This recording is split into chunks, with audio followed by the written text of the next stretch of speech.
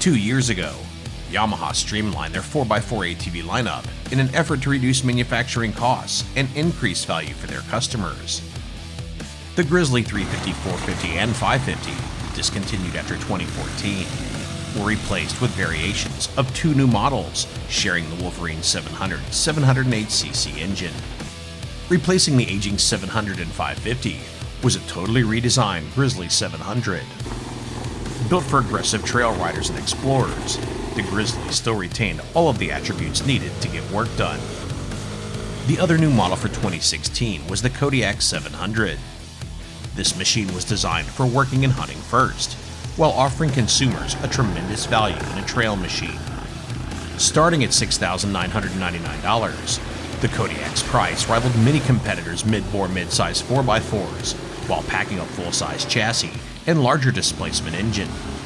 Seeing the demand for a mid-size ATV created by working applications and riders of various sizes, Yamaha did a good job of giving the full-size Kodiak a mid-size feel by lowering its fenders, seat height, and using a lower bend, more swept-back handlebar. Based on customer feedback that we saw reflected in a number of your comments on our tests of the 2016 Grizzly and Kodiak 700s, there was still demand out there for Yamaha to produce a true mid-size mid-bore 4x4. Just 2 years later, Yamaha has met those demands with the release of the new 2018 Kodiak 450. The new Kodiak is based on the discontinued Grizzly 450. The Kodiak features new styling and a laundry list of upgrades, providing a dramatically improved riding experience. With the base model retailing for just $5,999, the new Kodiak is actually $400 less than the equally appointed 2014 Grizzly. At Yamaha's request, we traveled to Olympia, Washington for a hard day's riding of the power steering equipped version of the Kodiak in Capitol State Park. The beautiful scenic terrain provided a ton of tight, twisty rock and root infested trails with some high-speed gravel road sections. This was the perfect place to feel out the new 450. The Kodiak is powered by Yamaha's proven 421cc 2-valve single overhead cam water-cooled 4-stroke engine. It enjoys the addition of a Yamaha fuel injection system featuring a 34mm throttle body. The top end is mated to Yamaha's Ultramatic CVT-style transmission, featuring high and low ranges, plus neutral reverse and park, selected by a smooth operating gated shifter. The Ultramatic transmission utilizes a centrifugal clutch to handle engagement and disengagement, maintaining constant belt tension for reduced wear. The Kodiak's transmission uses heavier 18-gram weights compared to the 14-gram weights used on the old Grizzly. This reduces RPMs at lower speeds to improve fuel economy, reduce sound output, and smooth power delivery. Switching back to the Grizzly's 14-gram weights would add a bit more snap at lower RPMs, should you desire it. All Kodiak 450 models feature Yamaha's push-button on-command 2-wheel drive 4-wheel drive system. There's no differential lock on either model, a concession that Yamaha made to keep price down. With our ride day starting out at 68 degrees, the Kodiak fired right up with no hesitation and was quickly ready to go. Power delivery is linear and very controllable. While it's not a wheelie machine, power builds well right off idle, producing good usable torque at lower RPMs. The Kodiak can crawl up some pretty impressive inclines without revving the engine's guts out, improving control and confidence. While you may want to shift into low range for some sections, being able to leave the transmission in high range and torque your way up rocky climbs helps maintain traction without the fear of burning up the belt.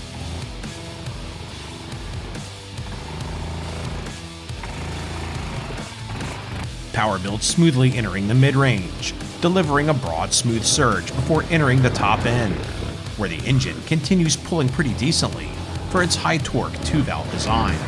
The Kodiak's good mid-range power comes in handy when you pick up the pace on tight, twisty trails, the trail opens up, or you're trying to build speed on prolonged climbs. In spite of ever-increasing emission standards, Yamaha absolutely nailed the fuel mapping, with zero hint of hesitation or popping at low RPMs. The transmission offers smooth off-idle engagement without being too sluggish.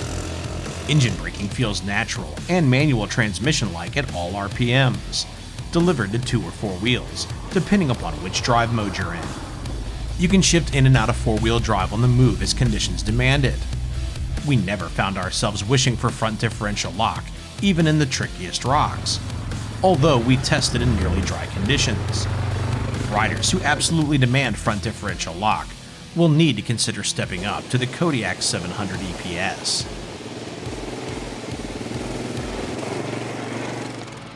Utilizing a frame based on the Grizzly 450s, Yamaha used longer A-arms on the Kodiak, widening the machine 3.15 inches front and 2.95 inches rear.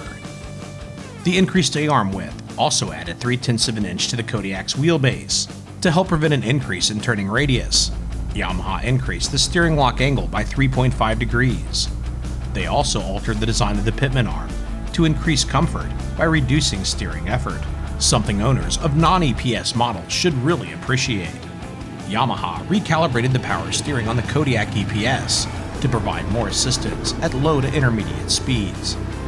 Complementing the longer A-arms are new, longer gas-charged 5-way preload adjustable shocks. Suspension travel has been increased 0.4 of an inch front and 0.3 of an inch rear compared to the Grizzly 450, with the Kodiak featuring 6.7 inches of front travel and 7.4 inches rear. With the Kodiak's added width aiding in stability, Yamaha worked to soften the shock's initial travel while increasing their bottoming resistance. Softer suspension settings made Yamaha less dependent on using a lightweight, highly flexible tire for small bump absorption, letting them utilize tougher 4-ply tires from CST. While some manufacturers are using 24-inch tires in this class, Yamaha stuck with taller 25-inch tires, mounted on 12-inch wheels all the way around. Our EPS test unit uses cast aluminum wheels, while the base model uses steel wheels.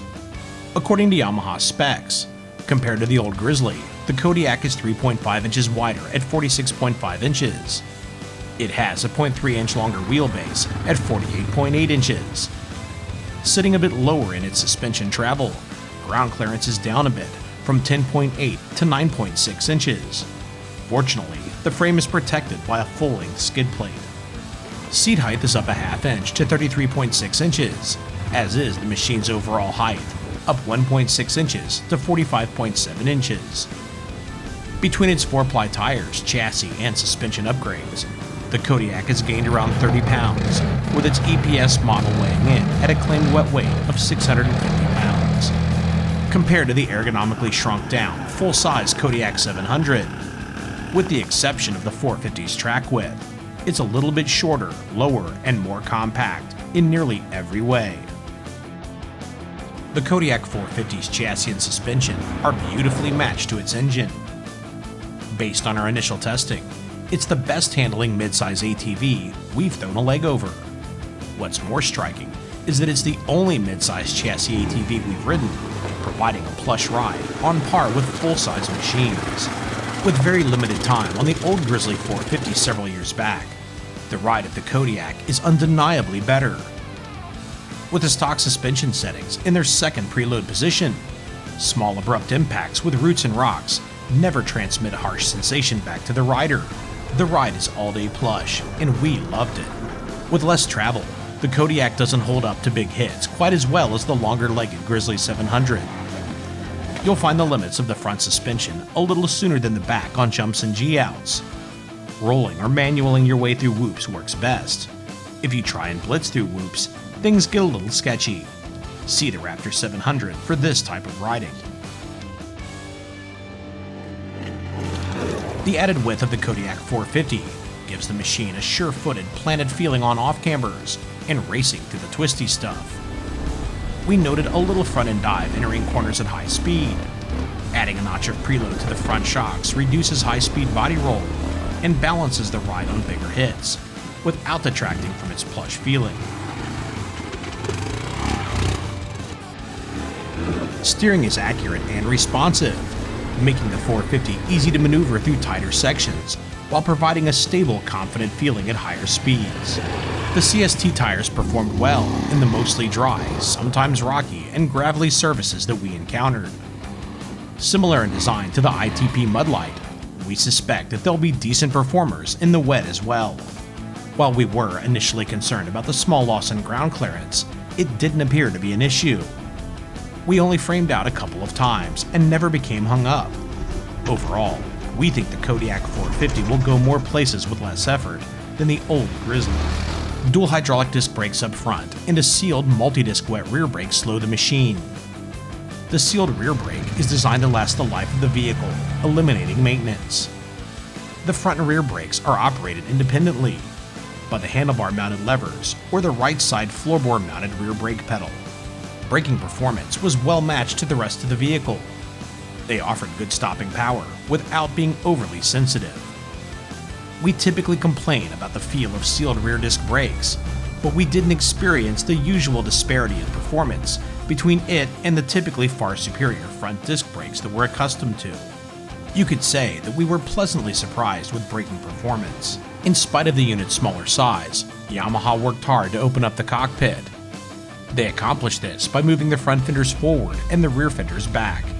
The floorboards were made 1.57 inches wider and 1.38 inches longer. The seat was made 4 inches longer, along with using a taller handlebar with more sweep. A new thumb throttle lever is 15 millimeters wider and 7 millimeters longer, moving it closer to the grip for easier reach and reduced effort.